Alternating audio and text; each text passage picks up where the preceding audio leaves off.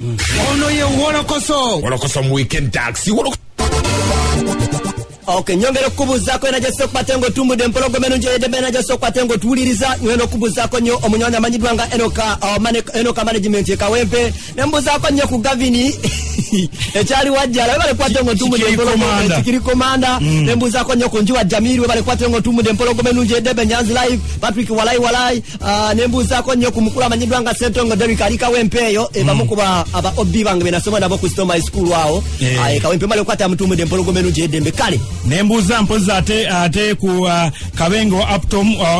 Kabenge mpozi wajjo Eshiwa Property Brokers awo mpozi ate nembuza ku Tawanjosha ku Festino nembuza ate mpozi ku Kisache Paul ebukunja ogambo otya ate mpozi nembuza ku Bashir Kayongo ogambo otya nawe then ate nembuza mbabali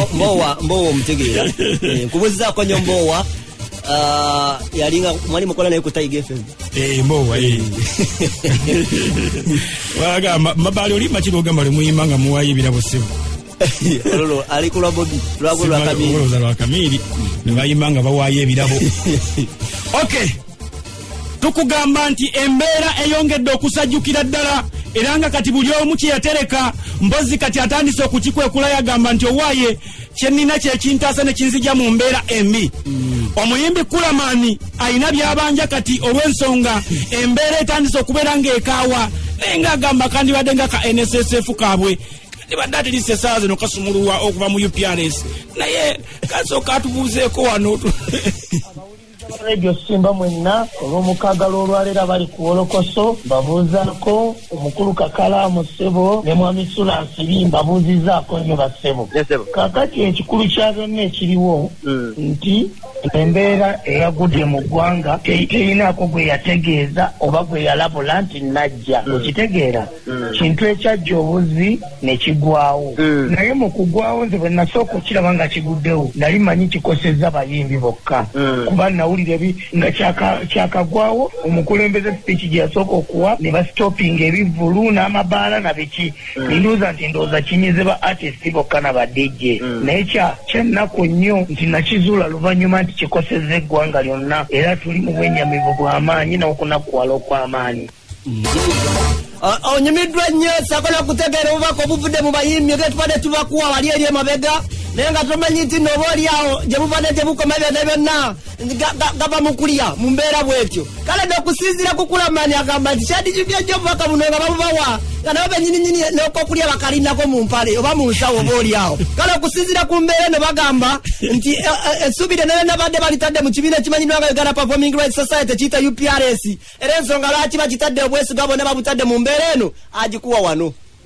nga buli omu mu mirimu gye bwaba ti wabawo ebigwa tebiraze mu ggwanga ne bigwa nga tebiraze kati nze nga Kulamani ngamba music industry erina ekibiina ekikolekitinze ssente for so long kye bayita UPRS for so long okitegeera ng'ate abayimbi abasinga njogera mazima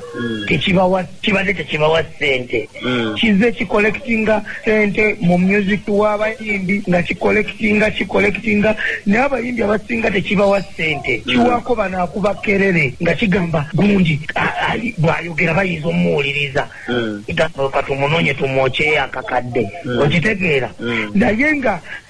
ssente tezituuka mu bannannyinizi abalina okukola ki okuzifuna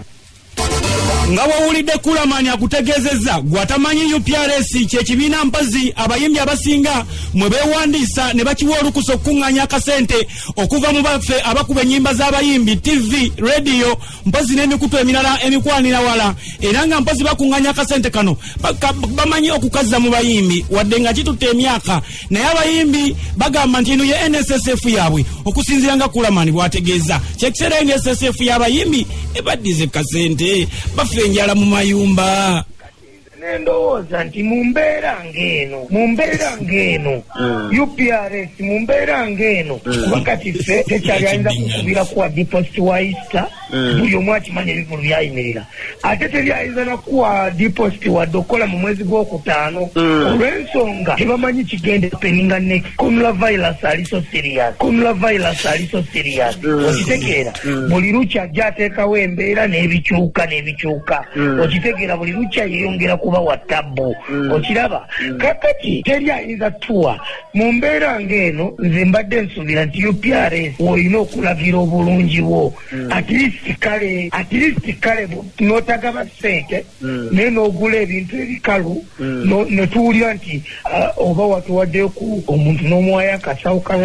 k'omuceere bamuwaddeyo kilo za sukaali 5 emiti gya sabbuuni 2 kuba okunaaba mu ngalo kikulu ontegeera kati UPRS essaawa zino bwe batasobola naggulira ba artist muti gwa sabbuuni gubawa deni neewuunya okusinziira ku Dr. T ono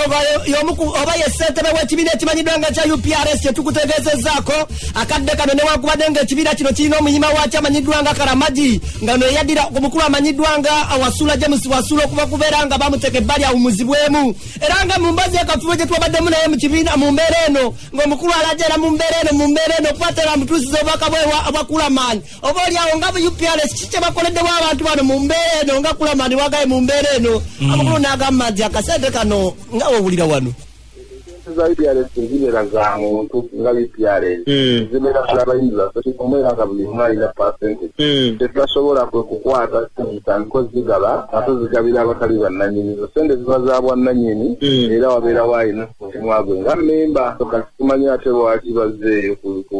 lwaba memba nga ddala bamemba ate lwaki tebandikubidde nze lwaki bajja ku redio abalinayo sente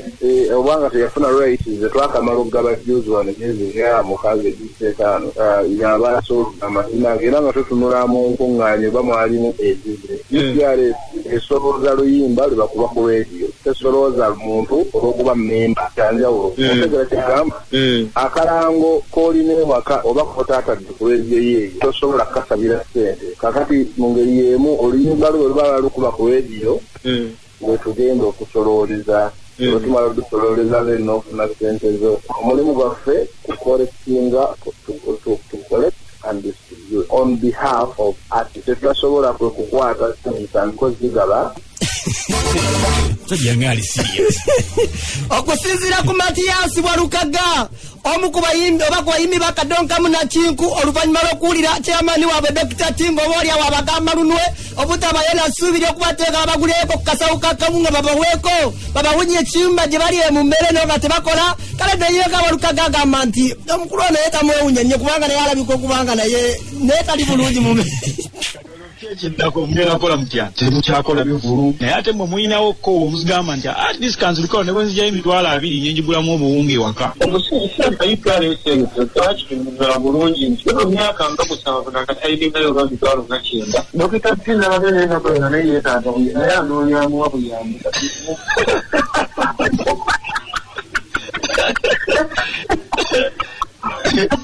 ogamba walaye nga akulira ekitongole anoonya buyambi noti okusaba yeeza mmwe kakati neŋŋamba ekyo kikolo tekiringa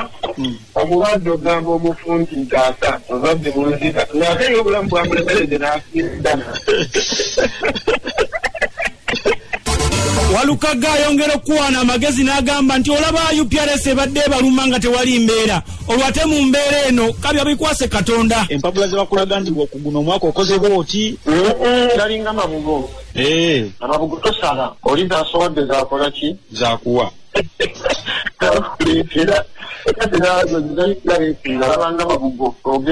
bakuwa ekibaasa bweyanza bakuba ebifaananyi bingi nnyo ne bakutimba ogenda okusabukulamu emitwalo 3 ate ovuga emitwalo 3 era yanga okujja zirona kati Dr. T omuyambi oti wagambye yeetaaga buyambi naye ngendadde naye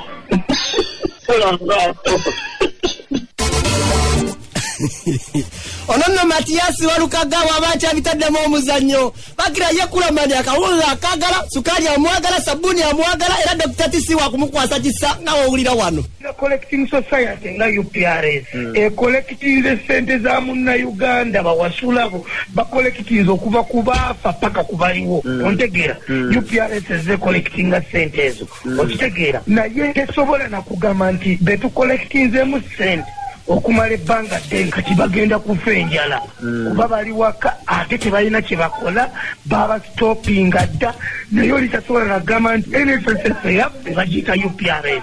Tukitegera kigamba nkisobola okuba ng'essaawa zino at least kale tuwaddeyo kasabuni ketunaaba mu ngalo oba tuwaddeyo kasukaali ketunywa ewaka kuba omukulembeze yagambye tubeere ewaka okusigala nga tuli safe. Okitegeera naye teyina kyekolawo honestly ekyo ekintu kakalamu naluli nakibagamba. Bannange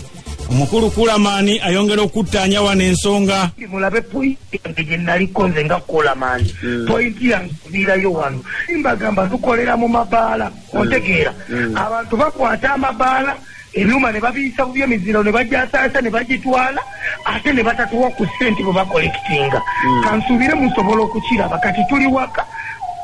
enjala etuluma. Naili yaleeyitawo enjala emuluma. Naye kitongole ekyo kye nabagamba kibayita UPRS ekikolekitinga buli lunaku tekinabadde tugamba nti ne kwota ya sukaali ku kitebe. Nze sirina gwe njekera ate sirina gwe nnwanyisa naye properties zaffe ze bajjemu essente for so long. UPRS mwebeereremu ate nammwe UPRS mwebeereremu. Abayimbi bali waka kino tekiko mukulu oba muto tekiriko mugagga na mwavu kuba bwe kyaze tekyataliza. Okitegeera kigamba nze nakati ompulira ndi waka kubangu ngondera biragiro ate naalidde kati ndi waka ate n'ekirala deposit waisa yali tannajja. Kulamani n'abalala baali bawaniseeyo engoye baali tebannatuwa ssente. Otegeera tekyaliko oyinza gamba kabe promota tayinza kuweereza de 10 olw'ensonga tamanyi tuddamu dikula kuba ffenna ne tumanyi embeera eneekoma ddi. UPRS wano woolina okugirayo omugongo n'ogamba ekinyamba nga David Lutala afudde, tekinyamba kuva mu mbeera eno nga Kamiliyoni afudde, tekinyamba kuva mu eno embeera nga Misaki sikyamulabako. Okitegeera kigamba kati like waliwo ebintu nga tebyetaaga na kuwako advice mukolekitinza okuva ku baafa paka ku balamu. Okitegeera paka kali mukyakolekitinga amabaala mugakwata. Kati abayimbi bali bubi UPRS mutubuulire enjala etuluma tugende ku hoteri kiwe tuba tulyamu n'asasula. Akalamu kulaba okwange Kulamani kale Dr. Tyagambye basasula abo abali registered kati baba ali registered baba waddeyo kasente kubanga waliwo omuyimbi gwe manyi na Sophie nyimba zenga bazikuba ku radio ne TV nete bamukubira nko wadde ne kasimu nti jangono ne kasente era kyakire omusajja kyagambye nti bayo bafunayo abakuba kerere kale muyite abali gestaringana mu kyemugamba mu time eno babadde nyimba zabo tezikubibwa amaze kusasiddeko nnyo munywanyi Kulamani era nsaba restaurant nange tukole save Kulamani in the house. Manager Freddy kubuzizako nyezigo kikirabu wano wafanya utumude mpologo wenu je yedembe Swata Albert yao mpozi meya tubika wempe South na tempo zinembuza ku ofa Kaira Ogamotia tempo zinembuza ku mwana mulenzi Bakidao wajovi promotions ile Franka Walusimbi message tujifunye papa NTV ya okay jali awuliza bulungi nnyo okay. So can you guys get serious? Akatirambula kasawe deyo. Nesawe dako mjikole namwe.